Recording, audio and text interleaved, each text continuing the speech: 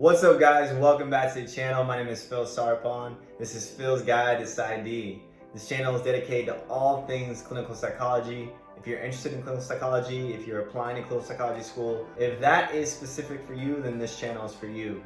Today we're going to be talking about how to actually pick your dissertation topic. Now, in videos prior, I talked about how to get some research ideas going, whether it's going to your faculty members, figuring out what they do, what they've done in their publications, what they've done in their history, and then also looking at yourself and looking at your own interests and your own ideas, basically mesh them together. Now, what's really great is that a lot of schools have multiple different research labs, and let's say you have a research idea where your research director is an expert at. There's also another research lab that has their own research expert in a specific area. A lot of schools will allow you to collaborate in different labs. And so the great thing about a dissertation is that you have multiple people on your dissertation chair. And your dissertation chair is basically 2 or 3 faculty members that are going to read through your dissertation and are basically going to give you that stamp of approval if it's good. And so what's great about that is that you can have multiple faculty members in different research labs that have their own experience and have their own expertise.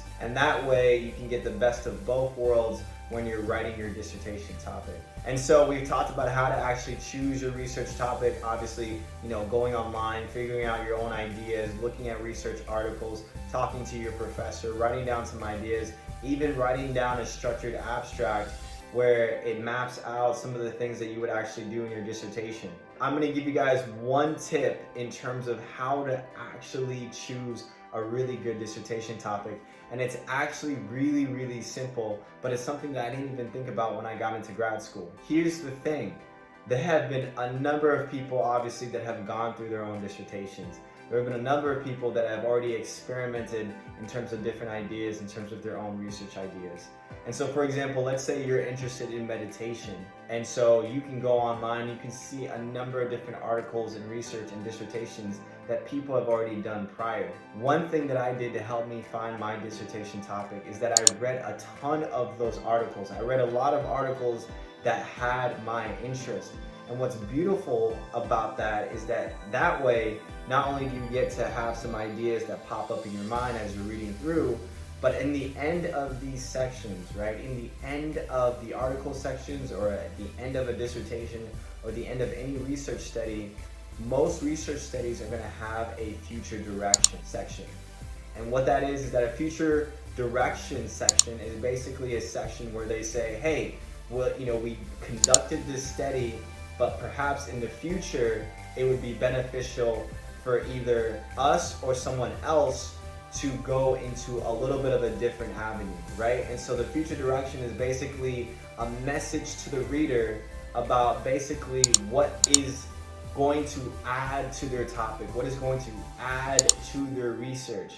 And what's awesome about this is that as you're reading through their articles and reading through their dissertations, and you see this section, you can think in your mind, wait a second, I can do that. And that's what's awesome about grad school, is that you don't have to start from scratch. In fact, it's actually recommended that you don't start from scratch.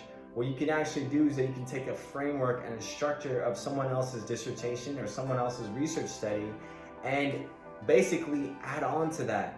The whole point of a dissertation is that you're adding to the field. There's 3 things that happen from that. Number 1 is efficiency. Here's the thing, guys. You only have about 4 to 6 years to complete a dissertation. I know that might seem like a ton of time, but once you actually get started, you realize that there's a lot of different things that play into completing a dissertation. Your faculty members and clinical psychologists, that might be their job. They may have been doing this for a long time, 10, 15, 20 years.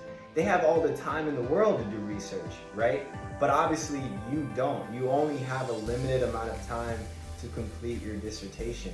And so it's not just about the quality of the research and the topic that you want to study, but it's also about the efficiency, because you do have a time crunch, as well as doing all the other things that are necessary to complete a doctoral degree. The second thing is that people don't expect you to already be an expert in the field. Most likely, most people that go into grad school have never done a dissertation before. it's going to be their first dissertation, and that's why it's really important to have a mentor or a research director that's helping you along the way. Even though there's definitely high expectations of you definitely doing well in proposing and defending your dissertation, the goal is to just complete your dissertation. And the third thing, guys, is that looking at the future directions of a lot of these studies, whether it's articles or dissertation topics or research articles, looking at the future direction of these topics helps you to build the framework, it helps you to build the structure of your dissertation, and it helps you hone in on what you actually want to do for your dissertation. Here's the thing, guys, you still add to the field, you still add to the research. Your contribution is still worthwhile. It still benefits the field of psychology. And so that's essentially it, guys. That's basically one way of how to actually pick a dissertation topic. Obviously, you can talk to your faculty members, you can read through a bunch of research articles, but look specifically at that future direction section and see what ideas you may have in terms of advancing the dissertation or the article that they've already done. And that way, not only will you take their framework and structure, but you will add on to their research. It's not just about quality, it's also about efficiency. If you guys have other methods of how you have picked your dissertation topic, or other ways to pick your dissertation topic, definitely put it down in the comments section below. I'd love to learn how you guys have picked your dissertation topic. But anyways, with that, guys, I hope you guys liked that video. Definitely give it a thumbs up if you did. So with that, guys, I will see you guys in the next video.